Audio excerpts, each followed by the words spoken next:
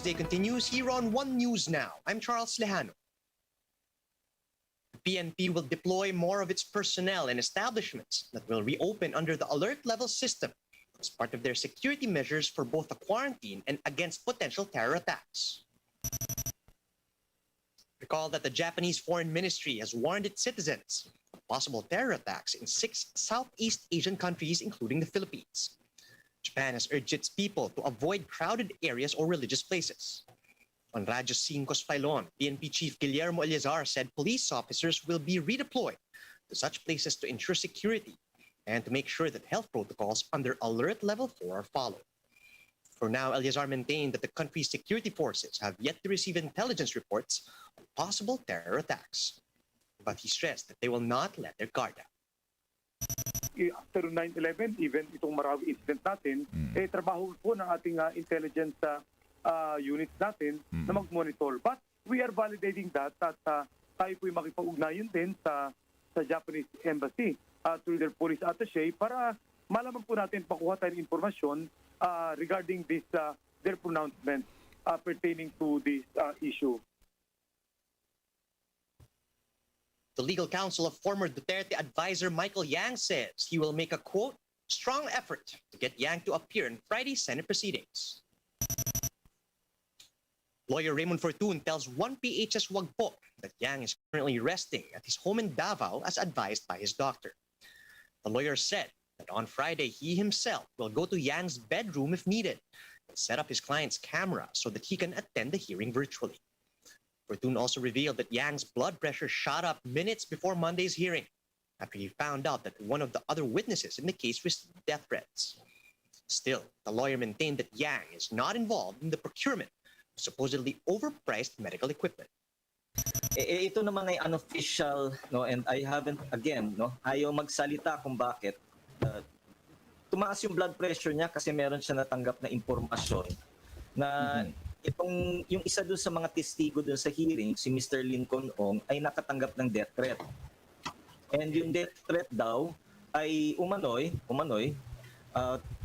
ang sinasabi, pag hindi daw dinawit si President Rodrigo Duterte dito sa anomalya na ito, ay ipapapatay daw yung pamilya at saka papapatay din si Lincoln Ong.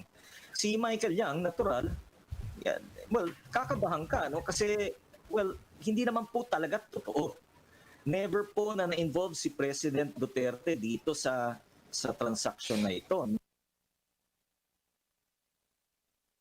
A hospital in Malolos, Bulacan is recycling used personal protective equipment so that supplies can be diverted to other facilities in the LGU. JC Cosico with the story. From the Panasahan Fishport, it takes around 25 minutes of boat ride to reach Pumarawan District Hospital in Malolos City, Bulacan. The hospital serves as an extension facility of the Bulacan Medical Center. And as part of COVID-19 safety measures, its 19 personnel wear personal protective equipment or PPE while on duty.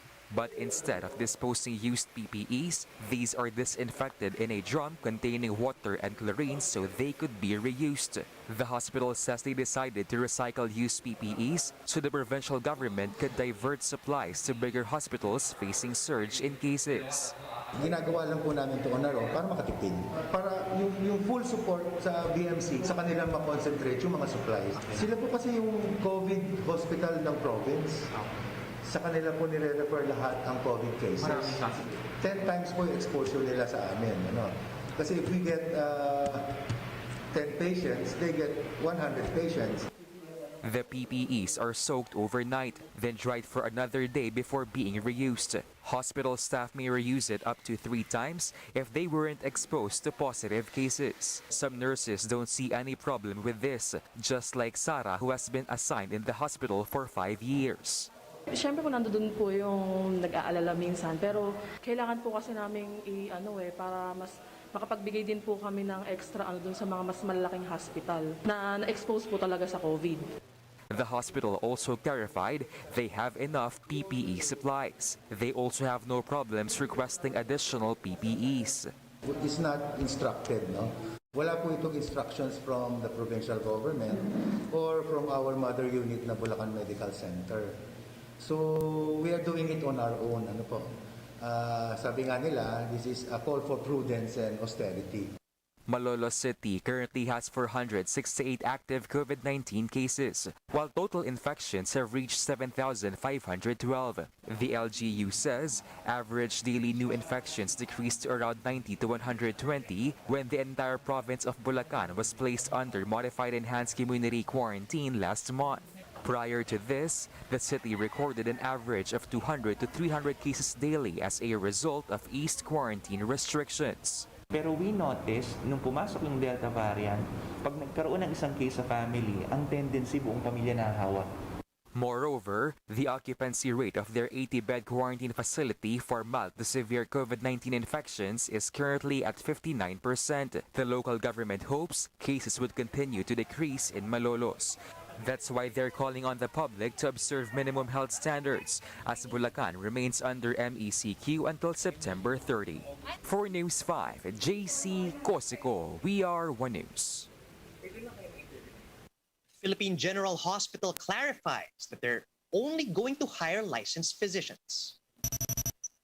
This is contrary to an earlier report that they're willing to hire fresh medical school graduates or underboard doctors to address their manpower issues amid the pandemic. Recall that 11 volunteer doctors have already left PGH. While it is running at 130% capacity as a COVID referral hospital.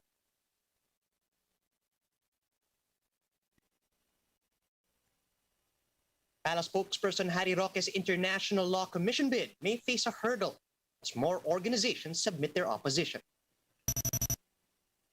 The National Union of People's Lawyers say that Roque is, quote, morally undeserving as he had become a part of an administration that spins established legal notions to suit their political agenda.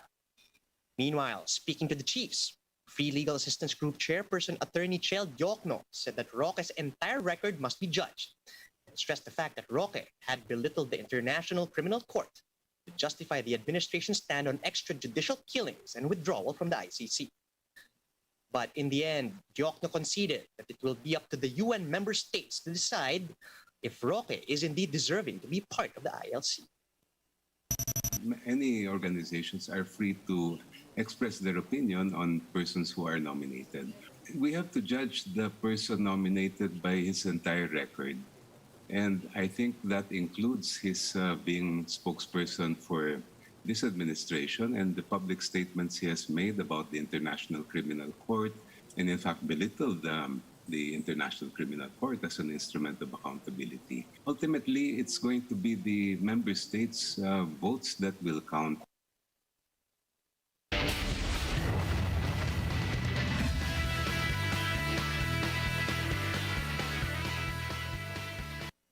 On now to sports as another Filipino basketball star tries his luck in the Japan B.League. This time it is Gilas stalwart Dwight Ramos. Philippines on the board and now Ramos. Gretchen Ho tells us more. Philippines on the board and now Ramos.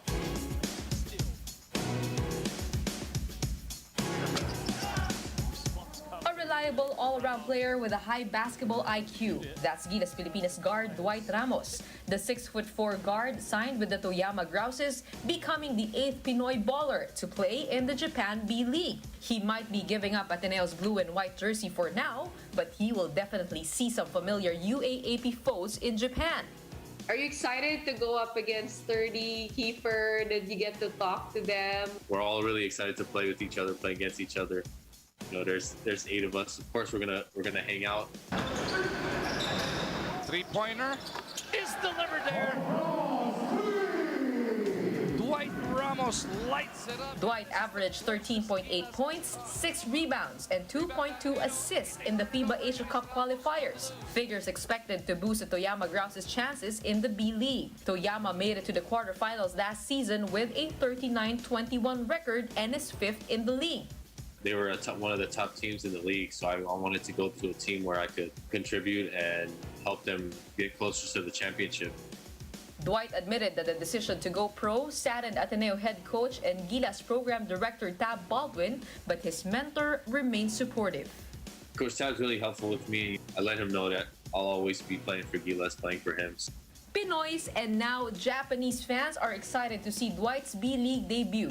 Likewise, Dwight is just as excited to share this new chapter with his family and his loved one, girlfriend Kiana D. It's been like a long distance relationship since COVID started. She's very supportive, you know. Everything that I want to do, she'll support it. So. And in order to position himself for greatness, Dwight says he will carry on with this mentality. Just reminded me of my college days in the States where I always, I never got to play much and I never really wondered why. Eventually I got here to Gilas. I kept getting better, and finally I got this professional contract. Gretchen Hall, We Are One News. Here's a quick look at some of today's headlines. The World Health Organization warns that the planned shift to alert level systems to balance health and economy might be a little too premature. Japan warns against a possible terror attack in the Philippines and 5 other ASEAN countries. And A-list celebrities graced this year's Met Gala. And those are the top stories at this hour. Join us again later at 12 noon as we continue to monitor this day's biggest stories. You can also catch One News on Signal Play. Just register for a free account at www.signalplay.com so you can stream One News live anytime, anywhere. I'm Charles Lejano. Mask on, wash hands, and stay safe, Philippines. We are One News.